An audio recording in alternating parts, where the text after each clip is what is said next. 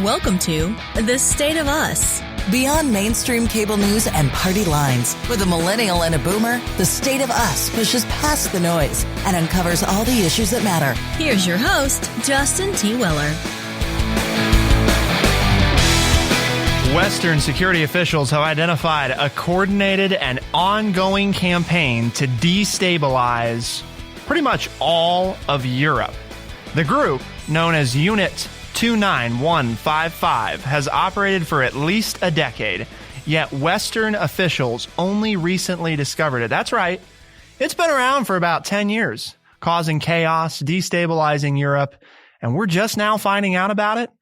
It may not sound all that important, but if I told you that this group was responsible for one of the poisonings in the United Kingdom, was associated potentially with the 2016 election scandal and various other incidents across the world. So not just the United States, not just Britain, but all over Europe. And that their mission comes from the Kremlin directly with a directive to assassinate and take out key people across the globe. Hopefully that would explain why you care. It is part of an ongoing effort, again, that's been going on for quite a while now. We don't know exactly how long, but at least a decade, probably longer. And so we've got a lot to talk about. We're going to try to break this down for you, tell you what we know about the group. This information is from a New York Times article, a New York Times reporter who spoke to a security official who chose to remain anonymous due to the sensitivity of the information. But of course, we can't begin this critical conversation without TrueChat senior historian and an educator of more than 30 years. Here is your friendly redneck liberal, Lance Jackson. The only political comment I'm going to make is the main supporter of this group and this organization is President Trump's good friend, Vladimir Putin. And there's another reason to care, is that we have our current leadership seems to be very supportive of the man who is behind organizing all of these missions and this disruption. So that seems to be. I'm done. Okay, seems to be. But maybe this is where those of us could be a who case have been, of keep your friends close and your enemies closer. That right? is true, but this is where those of us who are Cold War veterans have not cared for Putin and always been leery of Vladimir Putin. The article says the following: the purpose of Unit 29155, which had not been previously reported, underscores the degree to which Russian President Vladimir Putin is actively fighting the West with his brand of so-called hybrid warfare. That's a blend of propaganda, hacking, attacks, and disinformation, as well as an open military confrontation, referring to a number of different encounters, but obviously the annexation of Crimea is part of this that we'll look at as well. First came a destabilization campaign in Moldova, followed by the poisoning of an arms dealer in Bulgaria, and then a thwarted coup in Montenegro. Last year, there was an attempt to assassinate a former Russian spy in Britain using a nerve agent. And we're just now, though, the different intelligence organizations are starting to put this together of the actions of one group. Because before, they kind of thought that they were just isolated incidents. And now, as they're uncovering more information, the point of this article is that this has all been pretty much a planned out concept for the last 10, 12 years, right? I mean, that's the scary part to this, is that we all knew about these incidents and it's like, wonder what that's happening. They weren't just random. Wonder what rogue group is out there doing these kinds of activities throughout Eastern Europe and even Western Europe. But now we're finding out that no, this has all been planned out and it's all part of a bigger master plan that the Russian government has. The article says its operations, referring to Unit 29155, are so secret, according to assessments by Western intelligence services, that the unit's existence is most likely unknown even to other GRU operatives, the GRU being intelligence services in Russia. So think about that, right? It's so secret that even other people working in Russian intelligence don't know that it exists. part of its secrecy, Lance, comes from its shoestring budget and its flying under the radar type operations, which the article highlights, right? This is a group that it never stays in fancy hotels. It doesn't drive fancy cars. It operates out of a nondescript building, an old Soviet era building. Well, and even within Russia, they don't live extravagantly. No. It's not like they're being taken care of and drawing attention to themselves within Russia as well. They're living in, small apartments and driving old beat up cars and everything else. But it also points out that these are some of the most decorated soldiers in the country of Russia in the last 10 to 15 years.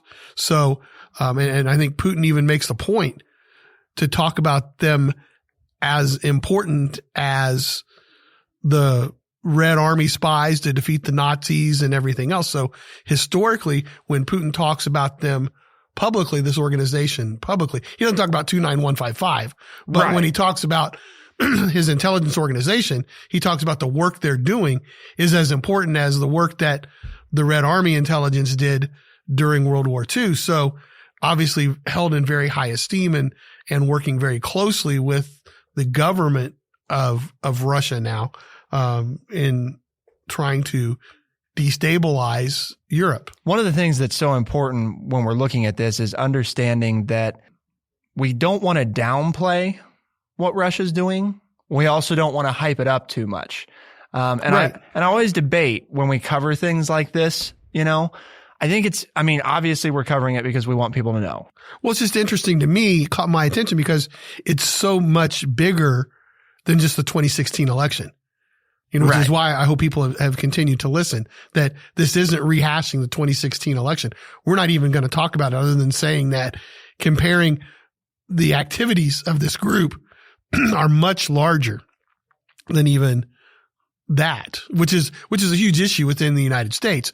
But it's just amazing that we've allowed the Russians this kind of activity, since the end of the Cold War, and thinking everything was all hunky dory and great relationships and everything else. And then to see that this is a plan. And like you said, it's a hybrid attack. It's a 3-pronged attack to destabilize the West so that Russia, and we've talked about this for the last 4 or 5 years on some of our older programs about how Putin wants to bring Russia back to where Russia was as a world power, that they're not necessarily a world player, but all of this that we're talking about today is part of the plan of Putin to bring Russia back to that kind of level of importance. You mentioned at the beginning, and I meant to clarify it then just because I think it's important that people know, for reference, that you said, Cold War veteran. I mean, you grew up during this time, right? During the Cold War. Sure. When I was in junior high and high school, I wasn't sure that I would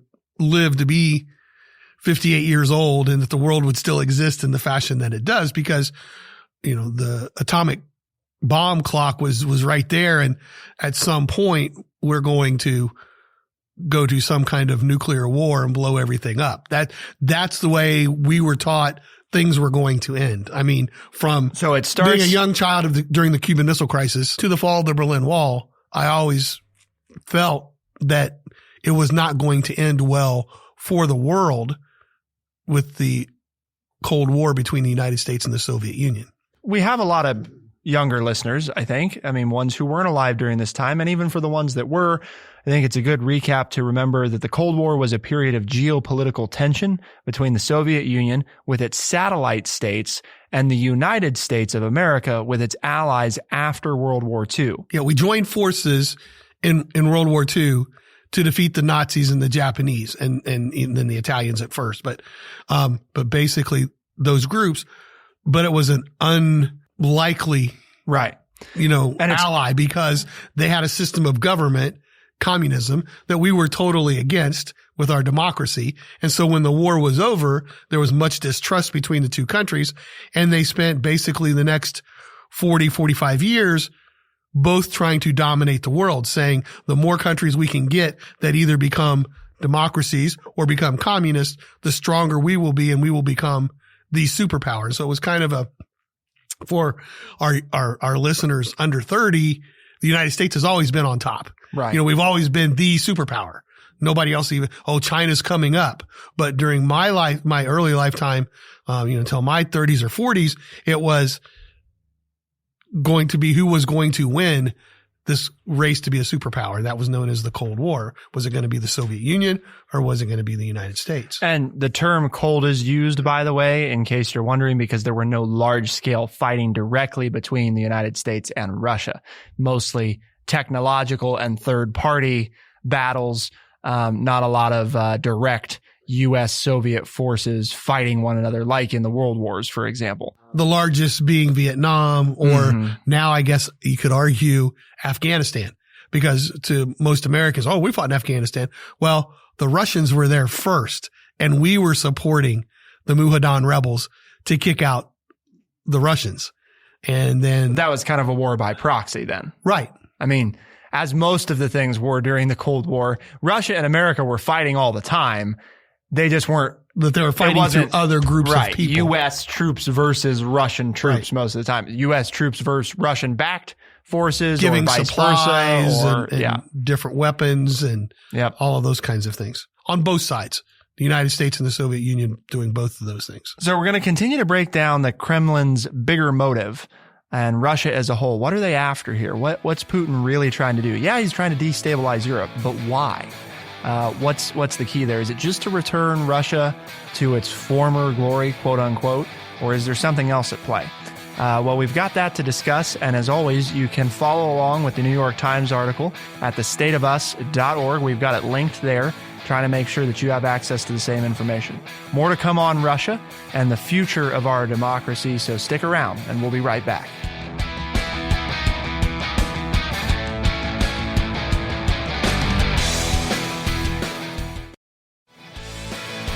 We are The State of Us. Here's your host, Justin T. Weller. Western security officials have identified a coordinated and ongoing campaign to destabilize Europe and possibly the globe. This is an effort by various Russian groups, including the Russian group known as Unit 29155. A handful of various groups with the mission, as the article reads, that the Kremlin sees Russia as being at war with a Western liberal order that it views as an existential threat. Keep in mind, right, that prior to World War II, and even during World War II, the power makeup was relatively different. More of the world's power was shared with communist and dictatorships than it is now. And that's kind of, you could argue, what was at stake in World War II. Was the world going to move in a democratic direction or in a dictatorial, trying to think of a better word than just that, kind of dictatorial state-run government. Yeah. How's that? To be concise. Okay. What we mean by that is governments where, there were people who had a supreme amount of power, and where if you fit a very particular mold, then, you could probably have an okay life. If you didn't fit that, then, depending on which society you were in, you probably either didn't live very well, or in the case of the Nazis, you didn't live at all. So that was kind of, you could say, on an ideological level, right? That's what it boiled down to. Obviously, there was a ton of other stuff that came into play and the reason for the war and all of that. But from an ideological perspective, that's sort of what's at stake. I think what happened to Russia, Lance, tell me if I'm wrong from the historical standpoint here, but what happened to them is they realized, oh crap, the Nazis are going to be a real problem for us. Mm-hmm. Even though they share sort of a little bit more in common with us than they do with democracy. Well, the guy in charge of the Nazis hated the communists. Right.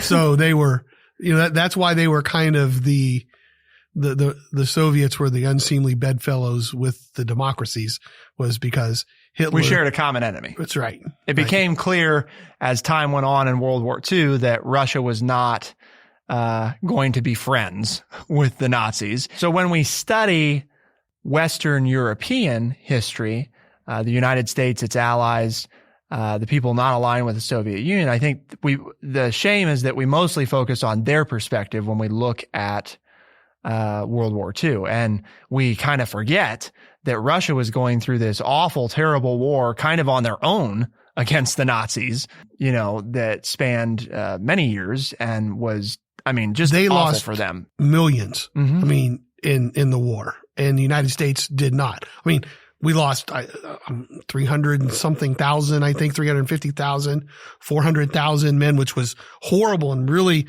we talked about it and ad infinitum in our country, but the Russians, I think, lost over 10 million people. And to the Russians, one of the names that they give to World War II is the Great Patriotic War, because people, the things that happened to them were on a scale that we didn't see here in the United States. So that it's just a different, we look on it very favorably and call it the greatest generation ever and recognize these people and all they did. And they did do all of these things.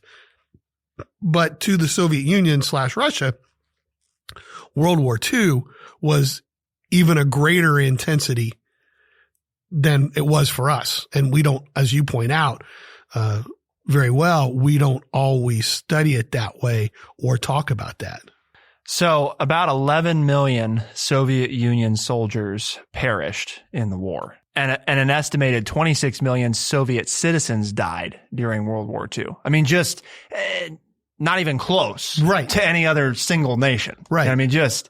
And that's not taking anything away from what everybody else lost and particularly what the United States lost. I'm not poo-pooing what happened to us. It was huge, but we don't always study and point out when we do study World War II, the big dramatic effect this had on the Russian people and the Russian government. Think about that, right? We talk about, the Holocaust and, how many Jews died and all of this during World War II, right? And how many Allied troops and all of that. But the United States, official military deaths accounted about 416,000. Keep that in mind. I guess the Soviet Union technically has a range, 8.8 million to like 10.7 million, sure. But, that's. Well, and who do you classify as soldiers? Because there were so many civilian deaths and everything else, but 400,000 to 8 million. Yeah. Everybody else added together doesn't total what the Soviets went through. Exactly. And that's just their military deaths. You bring in the civilians and military deaths together, and now you're at like 24 million. Just devastated. And the reason this is so important, and the reason Lance and I are spending time on this, is you have to take this into account about where they were, where they ended after World War II. And they were basically left with a world mostly united around us, the United States, the victors, and the Allied forces, and not them. And they probably sacrificed as much, if not more than anyone else. And then everybody else is moving on and they're kind of left isolated on their own. Right. So now that devastated economically, devastated from a civilian and military standpoint. A war worse than anything that we can imagine. And worried about people coming after them, because there were people within the American military machine who said, well, since we have all of our troops and supplies here already, let's go ahead and go into the Soviet Union and finish them off. And President Truman said, no, we're done fighting. The devastation of the atomic bombs on Hiroshima and Nagasaki and all the deaths, and Americans are tired of war and we need to rebuild. But there was a push by certain people within the American military to say, let's just go in and wipe out Russia while we're at it. Mm-hmm. So understand it. We're trying to get you to understand it from the Russian perspective, because we always look at it from our perspective. So yeah. And that's why they're on the defensive and always out there attacking, and they don't trust the West, because even though they ended up on the victorious side, they've constantly felt threatened that the West was going to try to take them over. And the current president of Russia, Vladimir Putin, right? He's born October 7th of 1952. So literally immediately following this, his parents, right? They lived through this. He's growing up in a Russia that with all these adults around him who lived through this, right? And who feel that the world has closed in on them, and that where they were and where they are, is just a bad state of affairs. It's not a bright, happy time in the Soviet Union. And then not only that, but as we know, he goes on to work for the KGB, and he watches the downfall of the USSR, the Soviet Union. Sorry, I shouldn't have just said that without explanation. But United Soviet Socialist Republics. Right. But you watch the downfall of your nation, literally, it crumble underneath of you, and then you become the very thing that you were fighting against, which is a democracy. Because that is, in fairness, that is what Russia became for a very short period of time. Right. That's supposedly what they are now. After the fall of the Berlin Wall, they actually, with Mikhail Gorbachev and Boris Yeltsin and some of the leaders at that time, they tried to transition, perestroika, and tried to transition into a democracy, which didn't work very well for them because you had a group of people who had always depended upon the state for housing and food and power, electricity, things like that. And all of a sudden in a democracy, it's like, well, now you're free. Now you make your choices. You work where you want to work. You live where you want to work. You make money how you want to make money. And the Russian economy was not ready for that. And all of a sudden people said, wow, this freedom thing was really good, except I'm living even worse than I did under the state-run government. And important in understanding where Mr. Putin fits into all this, President Putin. So you've got Boris Yeltsin, President Boris Yeltsin, right? First president of Russia from the inception of the Russian Federation, which is Russia's actual, technical. Russia is one of the 15 republics that made up the United Soviet Socialist Republics, or the USSR, or what we refer to as the Soviet Union in history. Yes. So Russia was one of those 15. And then with perestroika and Mikhail Gorbachev, it broke up to, okay, everybody's independent. Yes. And, and now it's not quite that way. You've got all the Stans and the Russians and the Czechs and, all kinds of different groups now, but there were 15 different governments. Right. So you've got Boris Yeltsin, first president, starts July 10th, 1991 to December 31st of 1999. Immediately preceded by Vladimir Putin from May 7th of 2000 to May 7th of 2008. He served his 2 terms.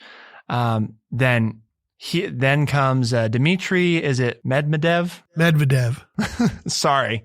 He served from May 7th of 2008 to May 7th of 2012. And of course, then as you know now, serving since then has been again Vladimir Putin. Medvedev was the handpicked successor by Putin. Right. So many thought that he was just a puppet of Vladimir Putin, and Putin had to get the constitution in Russia changed so that he could go back and be president again.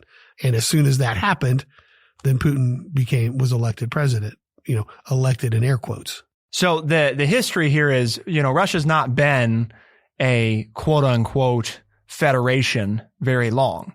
And in its short history, the majority of that time, it's been occupied, its leadership role, the president of Russia, by Vladimir Putin. And he's done things during his reign to degrade the original constitutional powers of the legislature and the judiciary bodies and consolidate power back into the executive branch of government. And that's part of where all of this speaking to and tying into this mission, what I said right when we began the segment, Lance, the Kremlin sees Russia as being at war with a Western liberal order that it views as an existential threat. Exactly. In 2006, during Mr. Putin's first term, he signed a law. Well, I guess it was his second term, signed a law legalizing targeted killings abroad. The same year, a team of Russian assassins used a radioactive isotope to murder another former Russian spy in London. So almost from the get-go, right? Mm-hmm. Make no mistake that President Putin isn't here for the good of the democracy known as the Russian Federation, right?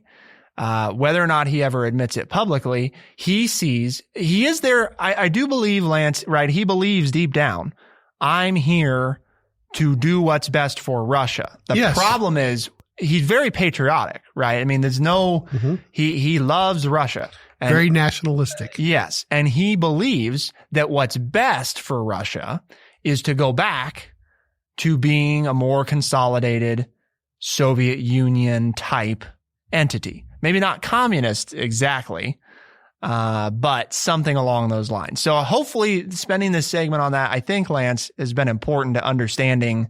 He wants Russia to become a major player on the world stage again. Yeah. Like it was during the Cold War. And he sees the path to that as going back. Right. To what did work at one point. I mean, in fairness, right? Russia being a very substantial world, I mean, still is, but was a much more substantial world power, bigger economy, controlled more territory, all of that. Yep.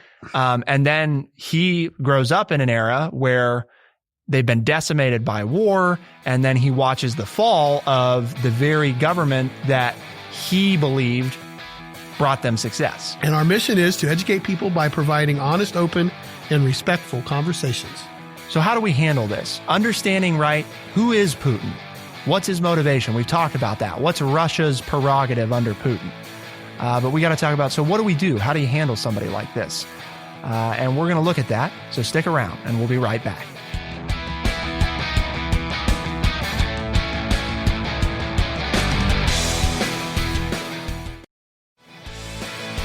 We are the State of Us. Here's your host, Justin T. Weller. Western security officials have identified a coordinated and ongoing campaign to destabilize Europe by Russian security officials in the GRU. We've been talking about, at the beginning of the show, we discussed the group known as Unit 29155, which was the subject of this New York Times piece. In the second part of the show, we gave you a little background on Russia, but also the man in charge right now, Vladimir Putin. We're quick to demonize Russia. And when I say we, I don't necessarily mean Lance and I. I think we've probably done that a little bit over the years, but we're quick to demonize Russia as an entity. And part of why I think it's so important that we took time to do that history lesson in the second segment is hopefully reminding people what shaped the man who's in charge of Russia and who's leading it down this road.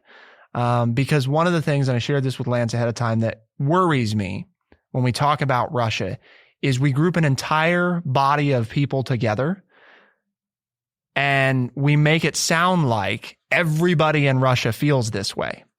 And in recent years, even just this year, we saw mass protests by people when they felt that local elections were being manipulated. People are trying to be heard. The Russian people are trying to make some changes, and they don't necessarily feel like it's being handled fairly. In all fairness, the rest of the world sees the United States as what President Trump is saying and doing. So I think part of that is just human nature, is that we see your leader is what the people are. Yes.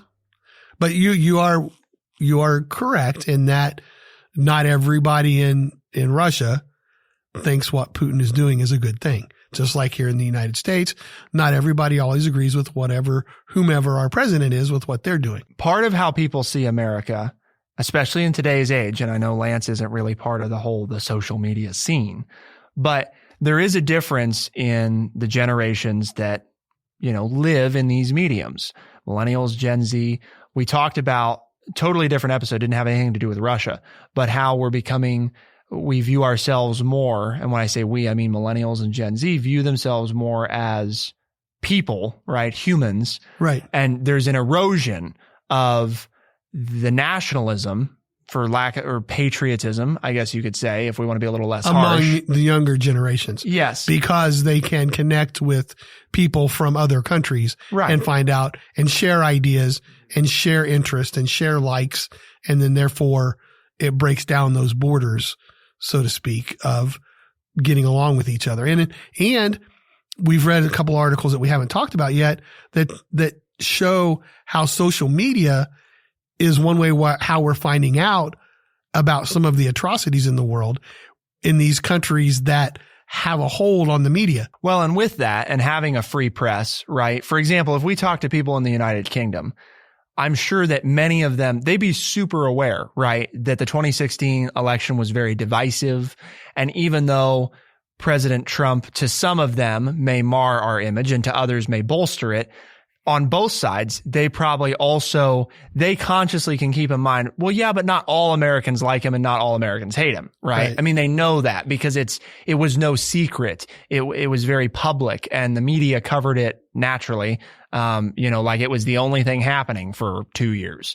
And one of the challenges I think with places like Russia, places like China, places like North Korea, they don't have that, so it is harder for the rest of the world, the citizens of the rest of the world, not so necessarily, those in government, but the laymen like Lance and I who don't have access to security briefings and so forth to really get a grasp on just how deep discontent is amongst people. With all of that said, though, which is good, we've laid it all out. Now, what are we going to do about Putin and Russia and about groups like 29155 and Putin's stated plan of this is how we destabilize the world so Russia can come back into power? How do you think we should handle it with the social media and the world citizenship idea of the younger generations? To me, the core goes back to Vladimir Putin. And I'm not trying to demonize the man, okay? I'm saying anybody else who shared the same characteristics of Putin in charge, somebody who believes that the Soviet Union was the end-all be-all. You can't have that person in charge of what's supposed to be a democracy and expect that we will ever manage a real, live, peaceful relationship with Russia that has any kind of longevity. So is the United States and their seemingly close ties with Vladimir Putin, from government official to government official, those close ties, is that being done so we can keep an eye on Putin? Or is it being done because we too want to destabilize our leader wants to destabilize some of the Western European power on the world? Because, President Trump he said, I don't want to be a part of NATO. I don't want to be a part of climate change organizations. He thinks they're a bad deal for us. Right, for the United States, okay? Right. So by supporting or turning a blind eye or turning our backs on what Russia is doing, in turn, you could argue that those things are helping accomplish the agenda that President Trump has set out.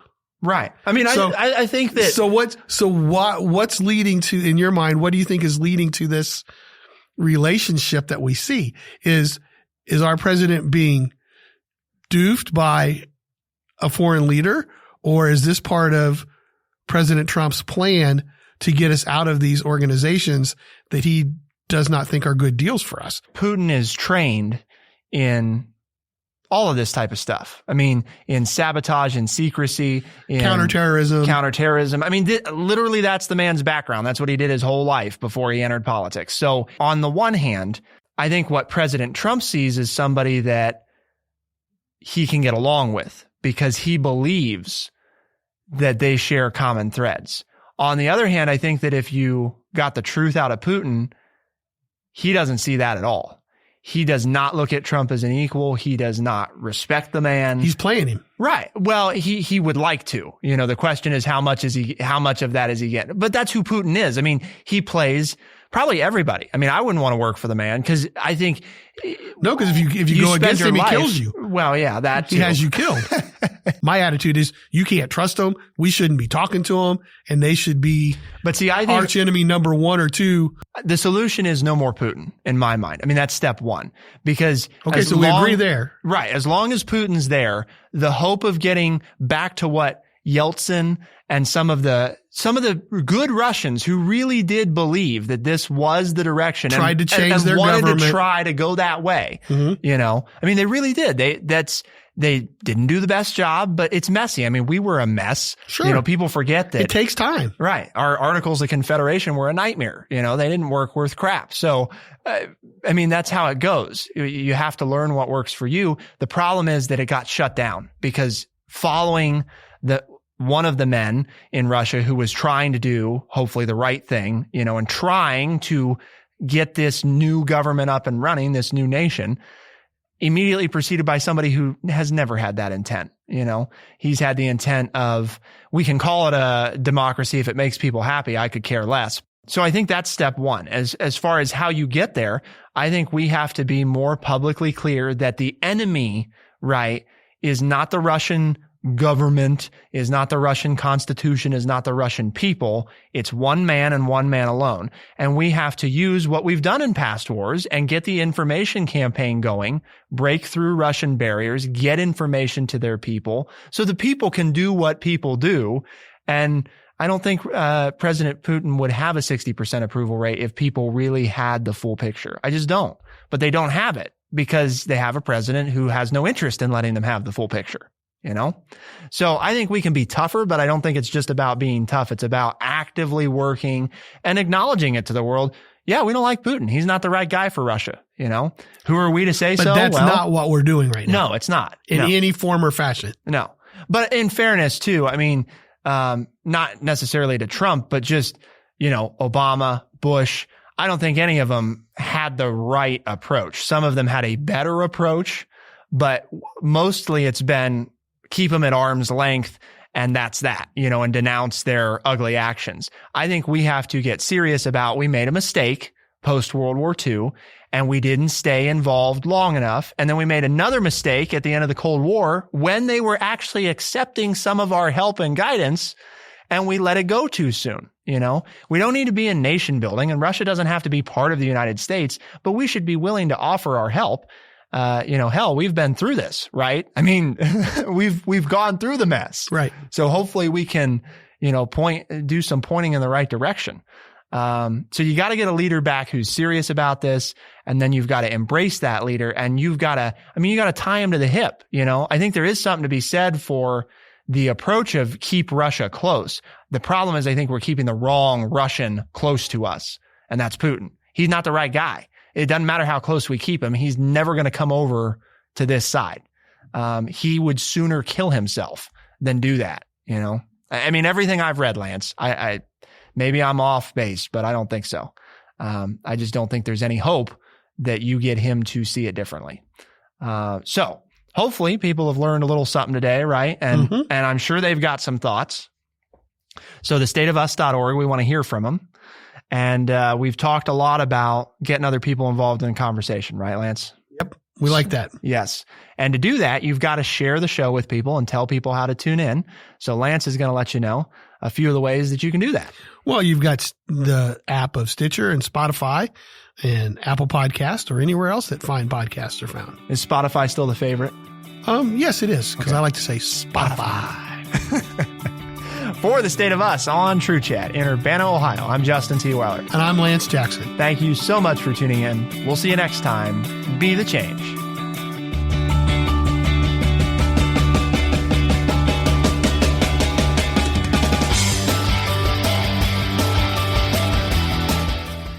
Be sure to check out our website, thestateofus.org, for books, articles, and all the ways to tune in.